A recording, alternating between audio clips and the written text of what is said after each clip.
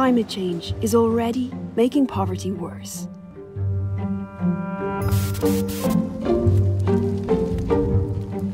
بنعالج حالنا بحالنا ما حدا بيقربنا.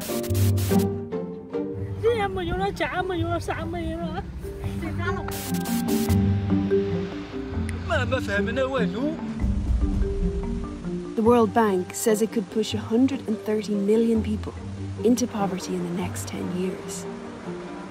The richest half of the world are responsible for 86% of greenhouse gas emissions, and the poorest half for just 14%.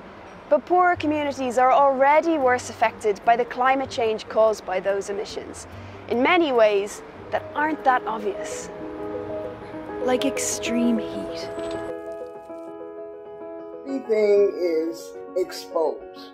The sun is beating down directly on you, and it's just unbearable. During the June heatwave in the United States, scientists found that streets in poor areas were up to 3 to 10 degrees Celsius hotter. And many people take medication here, and they can't sustain themselves outside for any length of time. And that's because of too much asphalt, concrete, and the lack of trees. Trees are life. The role they play in our ecosystem can't be overstated. Yvonne Aki-Sawyer is the mayor of Freetown in Sierra Leone and has plans to plant 1 million trees in the city. Trees create shade and plants pull moisture up from the ground, which has a cooling effect. Research suggests that people in areas with less vegetation have a 5% higher chance of dying of heat-related causes. It's holding whole countries back. Scientists at Stanford University estimated that Nigeria's economy is 29% smaller than it would be without climate change.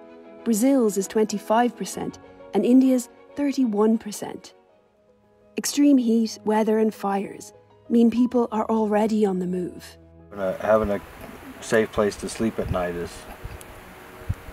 right now, is like a godsend.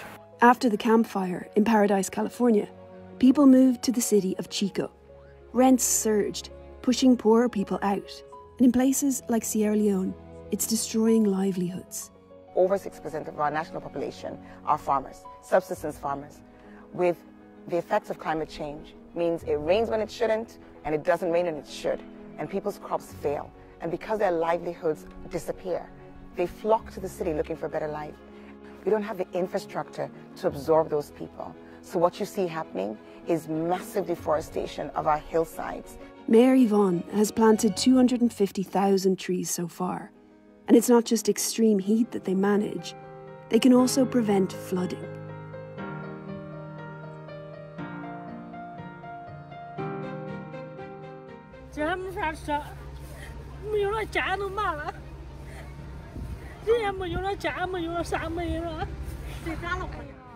Yolanda's community was also hit recently by floods in New York. After the rain or any time we have any kind of storm, the backyard completely floods. Nearby in Queens, they killed a young family from Nepal who were living in a basement. The poor are definitely disproportionately impacted.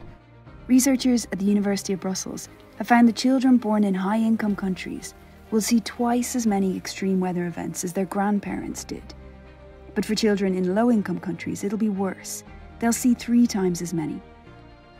Today, you have a much higher chance of being born in a low-income country or lower middle-income countries. About 2/3 of all children born today are born in low and lower middle-income countries. And these are exactly those regions which are hardest hit by climate change.